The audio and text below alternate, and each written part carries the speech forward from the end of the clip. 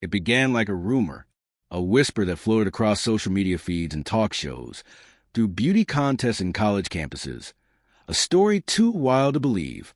They said a real prince, young, handsome, and impossibly wealthy, was searching for a bride. Not in Europe, not in a castle overseas, but right here in America.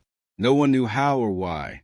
The announcement came in the form of a sleek gold-embossed letter, sealed with a crown insignia. It was sent to only 50 women across the United States, chosen for reasons no one could fully explain. The letter read, "You have been invited to Bellver Manor for a private royal selection. One of you will become the bride of Prince Alexander of Arundel." At first, many thought it was a scam. But when news outlets confirmed the royal crest was authentic, the world turned upside down. The women chosen came from every corner of America: a model from Los Angeles, a law student from New York, a nurse from Texas, an artist from Chicago, and a quiet librarian from a small town in Oregon named Clara Evans.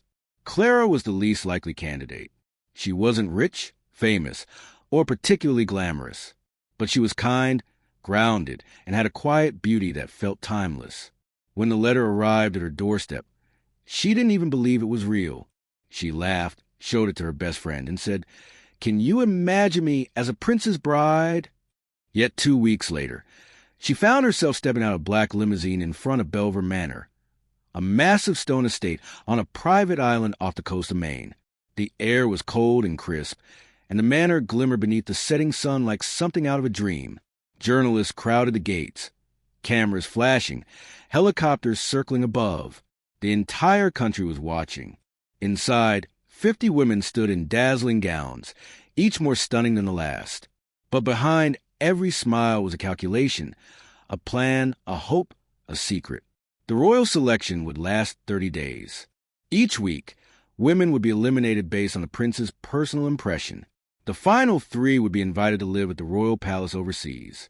One would become a princess.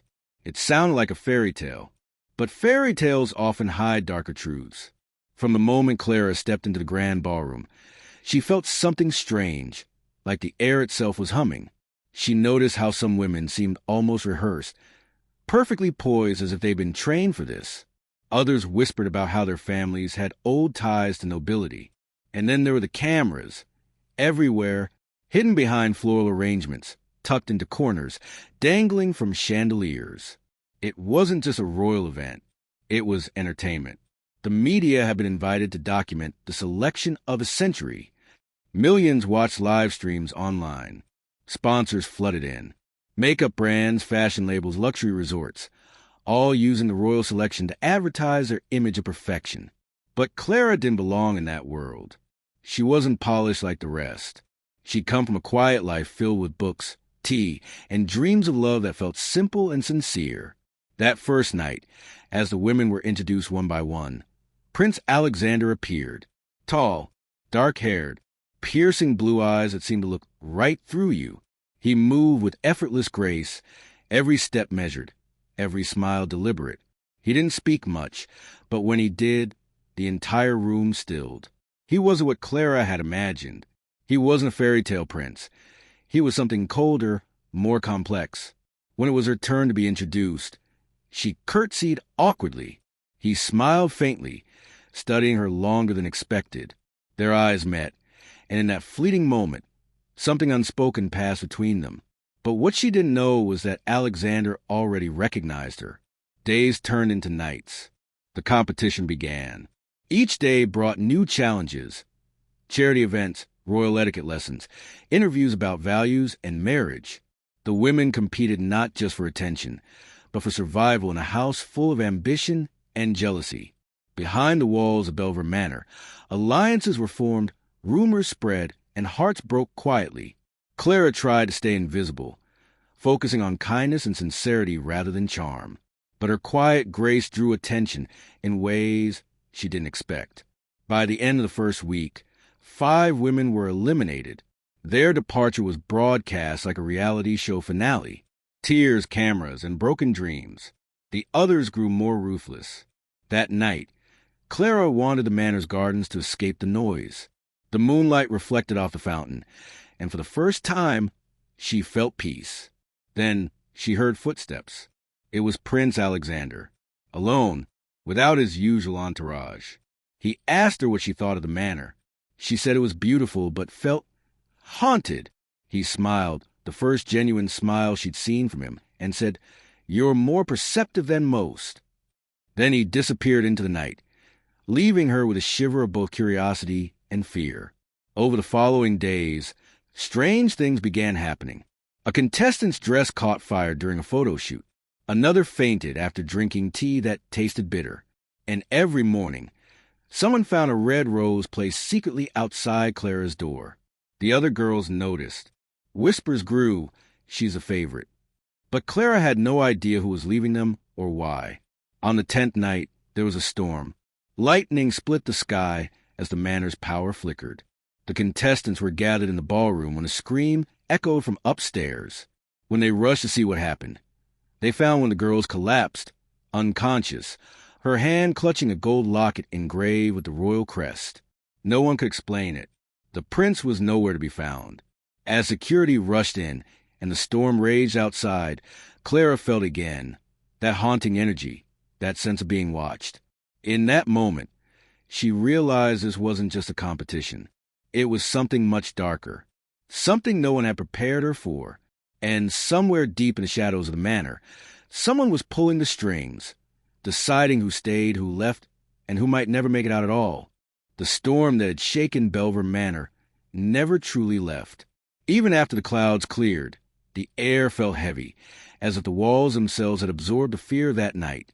The girl who collapsed, her name was Serena Vale, a model from Los Angeles, was taken away by the royal physicians. The official statement said it was exhaustion, but no one believed it. Not after the strange tea, the red roses, and the silent tension that now filled every corridor. Clara couldn't sleep. The memory of Serena's pale hand clutching the golden locket haunted her dreams. Every night, she heard faint footsteps in the hallway outside her room, slow, deliberate, never stopping. When she opened her door, there was no one there. Only another red rose, glistening with dew. The competition continued as if nothing had happened. The cameras kept rolling. The producers whispered into earpieces, and Prince Alexander appeared calm and distant, a man burdened by something unspoken. The next challenge was held in the Grand Library, a place that smelled of old wood and forgotten secrets. Each contestant had to read a passage from an ancient book of Arendale's royal history and discuss what it meant to them. When it was Clara's turn, she opened to a random page and froze. Her eyes locked on a portrait etched into the page. A woman from centuries ago. The resemblance was uncanny. The same hazel eyes, the same soft features, the same calm expression. Beneath the portrait, a name, Lady Celeste Arendale, the prince's ancestor. The resemblance was so striking that even the cameras caught the murmurs. Alexander's gaze lingered on her face a little too long. When she finished reading, his expression softened, but only for a moment. Later that night, Clara went back to the library, unable to shake the feeling that the book had called to her.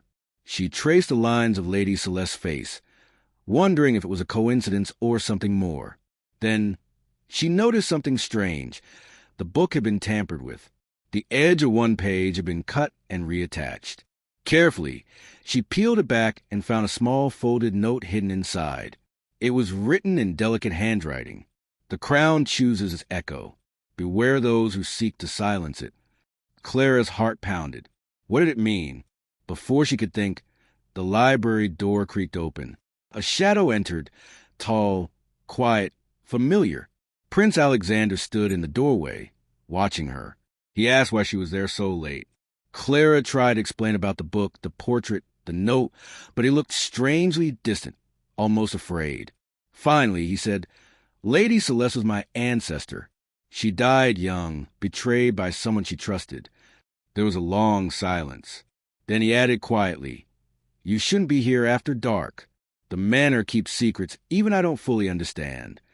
And with that, he left, his footsteps echoing through the marble hall. The next morning, another contestant was gone. No warning, no explanation. Her belongings vanished, her name erased from the roster, as if she'd never existed. The producers claimed she'd withdrawn voluntarily, but the others whispered otherwise. By now, only 30 women remained. The energy had changed. Smiles became masks. Conversations turned sharp and cautious. Clara tried to stay out of the drama, but the red roses wouldn't stop coming. Every morning, one appeared, always fresh, always perfect. She began to suspect they weren't from a prince. One evening, as she returned to her room, she found her door slightly open. Inside, everything looked normal, except for a single envelope on her pillow. Inside was a photograph. It showed Clara at age 10, standing outside her childhood home, smiling beside her mother. But in the background of the photo, blurred yet unmistakable, was a tall man wearing a royal insignia. Her hands trembled. That insignia belonged to Arendale's royal guard. But how could that be? She'd never met anyone from Arendale. Her mother had never mentioned it.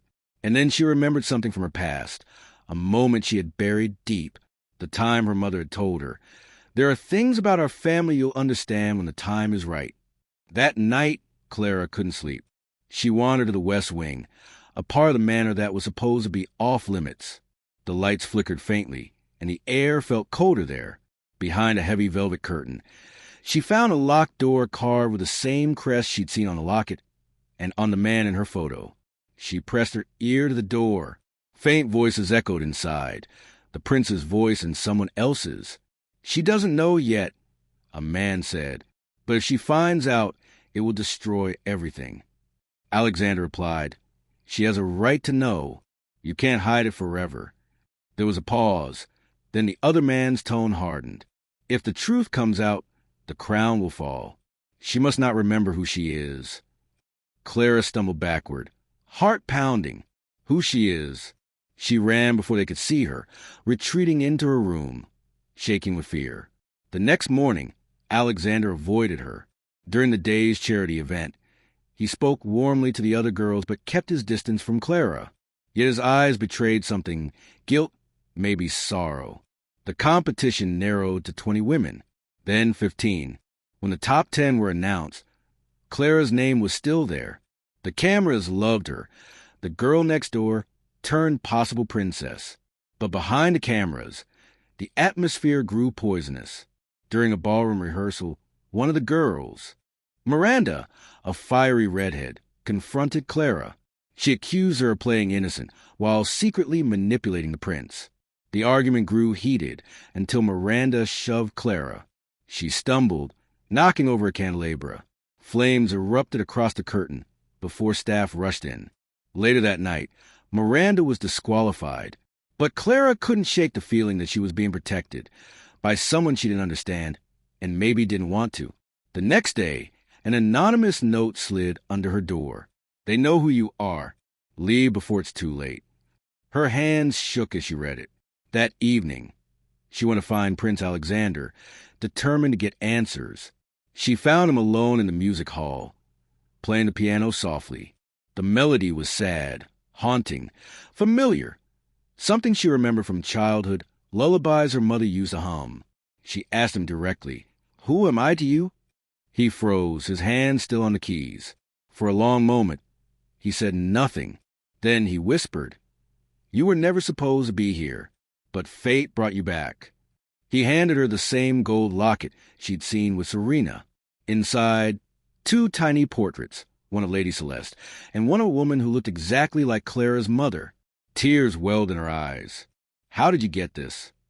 He said quietly, "Because your mother was Lady Celeste's last living descendant. You are her heir. You are royal blood." The world tilted. Everything she knew, her simple life, her small-town home, felt like a carefully crafted illusion. She stepped back, shaking her head. "That's impossible." Alexander's expression darkened. "It's why you were invited. The selection isn't just about finding a bride. It's about securing the bloodline." Before she could speak, the lights flickered again. A loud crash echoed from outside the hall. Guards shouted, running toward the courtyard. Someone screamed. Clara and Alexander rushed outside. The storm had returned, thunder rumbling, rain pouring down. In the courtyard, they found another contestant lying unconscious near the fountain, and floating beside her, another gold locket. The guards declared it an accident. The cameras were ordered off. But Clara knew this was no coincidence. The same locket, the same crest, the same warning. Later, when the manor finally quieted, she sat in her room, clutching the locket. She opened again and noticed a faint engraving inside the rim. Tiny words, barely visible. The heir must never wear the crown. The next morning, a royal envoy arrived to announce the final 5 contestants. Clara's name was called last. But instead of joy, she felt dread, because now she knew why the manor fell haunted. It wasn't ghosts that lingered there. It was history repeating itself. And if Lady Celeste had been betrayed by someone she trusted, Clara feared the same fate might already be unfolding. As the prince looked at her from across the room, his expression unreadable, a single thought echoed in her mind. Love might have brought her here, but secrets would decide if she survived. By the time the final 5 contestants were chosen, Bellver Manor no longer felt like a palace. It felt like a prison gilded in gold. The journalists had been removed. Cameras were reduced. The show's coverage, once public and glamorous, went suddenly silent. Officially, the royal press said it was to protect the integrity of the final selection. But everyone inside the manor felt the truth. Something had shifted. The rules had changed. Prince Alexander became even more distant. His appearances grew less frequent, his smiles rehearsed, his eyes shadowed by guilt. The other girls whispered that he'd already chosen his bride. Some said it was Clara, others said he despised her, but no one could tell for sure. That week, the contestants were moved into the manor's inner quarters, the royal wing. The rooms were lavish, but they carried an eerie silence. Paintings of past queens lined the corridors, each one wearing the same haunted expression. Clara's room was next to Alexander's. Every night, she could hear faint music coming from the other side of the wall, the same melancholy piano melody he always played. And every morning, the red roses continued to appear. One night, unable to bear the uncertainty, Clara followed the sound of music. The corridors were dimly lit, candles flickering. The song led her to a hidden staircase behind a tapestry, a staircase that spiraled down into darkness. At the bottom was an underground gallery lined with portraits, but these weren't of kings or queens. They were of women, young, beautiful, every one of them with eyes full of life. Each portrait had a name and date carved beneath it. Some were centuries old, others were recent. The last one made her freeze. Serena Vale, 2025. Her hand trembled as she touched the frame. Serena hadn't died from exhaustion. She'd been silenced. Behind her, a door creaked. Clara spun around. Prince Alexander stood in the shadows. His face was pale, his expression unreadable. He told her she wasn't supposed to be there. She demanded answers about Serena, about the disappearances, about the roses. After a long pause, he said, "You deserve the truth." He led her deeper into the chamber, where an ancient stone altar stood. Upon it rested a crown, simple, yet radiating a strange energy. "The crown of Arendelle," he said, 4 generations ago. "Every heir who wears it is bound to the bloodline's fate. Lady Celeste, your ancestor, refused it. She wanted freedom, love, not power. So she was betrayed by those who wanted control." Clara felt the air grow colder. And now, he looked at her with sorrow. Now, the council believes only a descendant of Celeste can lift the curse. That's why they brought you here. This competition is not about marriage. It's about sacrifice. Her stomach dropped. Sacrifice. He nodded. The one chosen as the bride will be crowned, and the curse will claim her life within a year. But the kingdom will thrive again. It's how Arendelle has survived for centuries. Clara stepped back in horror. "So all those women—" He didn't answer. Tears welled in her eyes. You knew from the beginning." Alexander's voice cracked. "I tried to stop it. That's why I sent the letters myself, hoping to find you before they did. But they were already watching. I couldn't protect Serena. I couldn't protect anyone." For the first time, the truth hit her with unbearable weight. The roses weren't symbols of love. They were warnings. Each one meant someone had been marked. Clara was next. She ran from the chamber, her heart pounding. Upstairs, the manor was quiet. Too quiet. The other contestants were nowhere to be seen. In the great hall, she found the royal council gathered, men in dark suits, their eyes cold and calculating. At the head of the table sat the Duke of Arendelle, the prince's uncle. He smiled faintly when he saw her. "Ah, the rightful heir. You found your destiny sooner than expected." Clara demanded to know where the others were. He waved a hand dismissively, preparing for the final ceremony. "You, my dear, will lead it." Alexander entered behind her, his jaw tense. "She's not doing this." The Duke's smile faded. "You forget your place, nephew. The crown was not yours to defy." Clara's voice trembled. "I didn't choose this." The Duke stepped closer, his tone dripping with mock pity. "Neither did Lady Celeste. But fate has a way of repeating until balance is restored." Guards appeared from the shadows. Clara backed away, but Alexander moved in front of her. "If you touch her, I'll expose everything." The Duke's eyes hardened. "Expose what? That our nation's peace is built on her bloodline? That without her, thousands will suffer famine and ruin?" He turned to Clara. "You can save them all, or doom them by running." That night, Clara was confined to her room. The door was locked from the outside. Through the window, she could see the moonlight glinting off the ocean. She thought of her mother, of her small-town life, of how ordinary things used to be. Morning coffee, rain on the porch, laughter without fear. Now, she was trapped in a fairy tale that had become a nightmare. She found the hidden note again. The heir must never wear the crown. It wasn't just a warning. It was a command. At midnight, she heard a knock. It was Alexander. He'd bribed a guard to let him in. His face was pale with determination. He said, "The ceremony is tomorrow. They plan to crown you at dawn. Once the crown touches your head, it's over." Clara's heart raced. "Then we leave. Tonight." He shook his head. "It's not that simple. The manor's under surveillance. The boats are sealed. The only way out is through the old tunnels beneath the West Garden." They gathered what little they could, a cloak, the locket, the note, and slipped out under the cover of darkness. The tunnels were damp, narrow, and ancient. Symbols carved into the stone glowed faintly in the dark. Clara felt the energy of generations, whispers of the women who'd come before, trapped by the same destiny. Halfway through, they heard footsteps behind them. The Duke's guards had discovered their escape. They ran. The tunnel twisted downward until it opened into a cavern. A beam of moonlight shone through a crack above, illuminating the underground lake. Alexander helped her onto a small wooden boat. Once you reach the shore, find a village called Greystone. There's someone there who can protect you. Clara's eyes filled with tears. "You're not coming?" He looked at her with sorrow. "If I leave, they'll hunt us both. But if I stay, I can buy you time." She shook her head. "No, I'm not leaving you."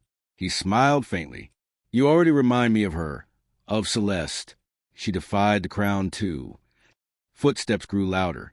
Torches flickered in the distance. The Duke's voice echoed through the tunnel. "There's nowhere to run, Clara. You are the crown's chosen." Alexander pushed the boat. "Go!" As the current pulled her away, Clara saw him draw a sword, the same ceremonial blade used in royal oaths. The guards closed in, and the last thing she heard was the sound of steel clashing against stone. She drifted into darkness. Hours later, she woke on the rocky shore, bruised and shivering. The sun was rising over the horizon. Bellver Manor stood far in the distance, silent and still. In her hand was the locket. Inside, the portraits of Lady Celeste and her mother seemed to shimmer in the morning light. For the first time, she understood what they'd tried to tell her. The curse wasn't in the crown. It was in the men who used it to control women like her. She swore to end it. As she stumbled toward the forest, she heard faint bells from the manor, the sound of a coronation. But whose? The radio in a nearby fisherman's hut later confirmed the news. Prince Alexander of Arendelle had been crowned king after a tragic accident claimed the life of his chosen bride. Clara froze. Her reflection in the mirror stared back at her, alive, but the world believed she was dead. The crown had its bride. The curse had claimed its sacrifice. But the real heir was still alive, and she carried the bloodline the council feared most. That morning, she disappeared into the world, determined to uncover the truth behind Arendale's history and expose every secret buried beneath its golden lies. But far away, in the newly crowned king's chambers, a single red rose rested on the pillow beside him. Fresh, flawless, and alive. A quiet message. A promise that the story wasn't over. Months passed. The world moved on from the so-called royal selection tragedy. News anchors repeated the official story. The ceremony ended in disaster. A stage collapse. The chosen bride perished. Prince Alexander, now king, was left heartbroken but resolute. Millions mourned a woman they'd never met. But the truth was stranger and still alive. Clara Evans, the supposed dead heir, now lived under a false name in a quiet coastal town in northern Maine. Her hair was darker now, her clothes plain. She avoided mirrors and cameras, living among fishermen and wanderers who didn't ask questions. Every morning, she walked to the cliffs and watched the sea, the same sea that had carried her away from Bellver Manor. The memories came in flashes. The storm, Alexander's face, the sword, the echo of her own name shouted through the tunnels. And every morning, someone left a single red rose on her doorstep. The first time she saw it, her heart stopped. She thought the Duke had found her, but the handwriting on the small card was unmistakable. It simply read, "You are not alone." She burned the note that night, but she couldn't burn the hope it gave her. Weeks later, an old fisherman brought her a sealed letter. Delivered by a man in uniform, he said, squinting. "Paid me a month's wage to make sure you got it." The envelope bore the royal crest of Arendale. Inside was a single sentence written in the prince's handwriting. "They think you're gone. Meet me at the cathedral on the eve of the equinox." Her hands shook. Alexander was alive. Against every instinct screaming for safety, Clara knew she had to go. The curse wasn't broken. And somewhere, beneath the gilded lies of the crown, the truth was still rotting. 3 nights later, she took a train south to New York, where the Arendale Cathedral stood, the royal family's U.S. consulate, an ancient Gothic structure tucked between skyscrapers, like a secret trying to stay holy. Inside, candles flickered in silence. The scent of wax and stone filled the air. And at the far end of the nave, standing beneath a stained glass window of Lady Celeste herself, was Alexander. He looked older, wearier, the weight of the crown visible in his eyes. When he turned and saw her, relief washed over his face. "You're alive," he whispered. "So are you," she replied, her voice trembling. For a moment, neither spoke. The world had turned them into ghosts, symbols of tragedy, pawns of throne neither wanted. He told her the truth.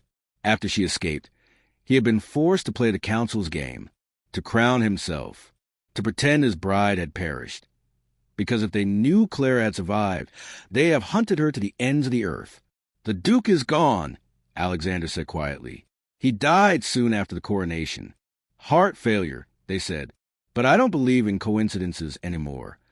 Clara looked up at the stained glass, at Celeste's gentle face frozen in color and light. "Then it's still not over." He nodded. "No, the curse is older than the throne. It lives in the bloodline. And you're the key, not to restore it, but to end it." She frowned. "How?" He reached into his coat and pulled out a small wooden box. Inside, wrapped in silk, was a crown of Arendale, the same crown that had doomed every queen before her. "It must be destroyed," he said. "But the blood of Celeste is the only thing that can unbind it." Clara's breath caught. "You mean me?" He nodded. The air grew colder, the candles flickering violently as if the crown itself resisted. She stared at it, the object that caused centuries of pain, death, and deception, the same object her ancestor had refused to wear.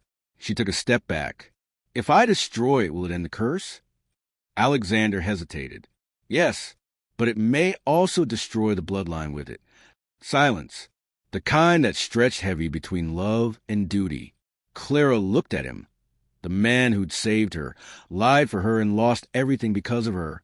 She could see the pain in his eyes, the exhaustion of a life built on loyalty to a lie. Then she smiled softly, the kind of smile her mother used to wear when she'd already made peace with a hard decision. Maybe that's what freedom really is, ending the story they force us to live. They carried the crown down into the cathedral's catacombs, where ancient relics and royal artifacts were stored. The air was thick with dust and time. At the center of the crypt stood an altar carved from black marble. Clara placed the crown upon it. Its jewels shimmered like trapped stars. She took the locket from her neck, opened it, and set it beside the crown. The portraits of Lady Celeste and her mother seemed to glow faintly in the candlelight. Then she whispered the words etched inside the locket, the same ones that had haunted her since Bellver Manor. The heir must never wear the crown. The room trembled. The crown began to vibrate, its gold melting into ash, the jewels shattering one by one. A gust of wind howled through the crypt, extinguishing every candle. For a moment, everything went dark. Then silence. When the light returned, the crown was gone. Only the locket remained, warm to the touch. Clara sank to her knees, tears streaming down her face. She felt something lift. Not just the curse, but the centuries of pain her family had carried. Alexander knelt beside her, his voice breaking. It's over. But deep inside, she knew it wasn't that simple. When they emerged from the crypt, dawn was breaking over the city. The cathedral bells rang softly, echoing across the skyline. For the first time in centuries, the royal bloodline was free. Days later, Alexander abdicated the throne. He released a statement to the world, saying the monarchy of Arendelle would dissolve and the royal estates would be turned into cultural foundations. The people called him the king without a kingdom, but for the first time, he looked at peace. As for Clara, she vanished again, this time by choice. No headlines, no cameras, no myths, just silence. Months passed before Alexander found her once more, in a small-town bookstore by the sea. She was shelving old novels, wearing a white dress that fluttered in the salt breeze. He didn't say a word. He just walked up, held out a rose, the last red rose. She smiled, tears filling her eyes. You kept your promise. He smiled back. I never stopped. And for the first time, there were no crowns, no cameras, no secrets. Just two souls finally free from the weight of history. They spent that evening watching the sunset, the world quiet and golden. Clara pressed the locket into his hand and said softly, "Let this be the end of the curse, and the beginning of something real." As the tide rolled in and the stars began to rise, the sea carried away the ashes of a kingdom that had once thrived on illusion. The selection was over. The heir had chosen freedom over power, and the crown, once a symbol of betrayal, became nothing more than a story whispered in the wind. But in a forgotten chamber of Bellver Manor, sealed and untouched for centuries, a faint sound echoed. A heartbeat, a whisper. On a cracked marble floor, amid the dust and ruins, a single red rose began to bloom again, its petals glowing faintly in the dark. Because even when the curse is broken, love never really dies.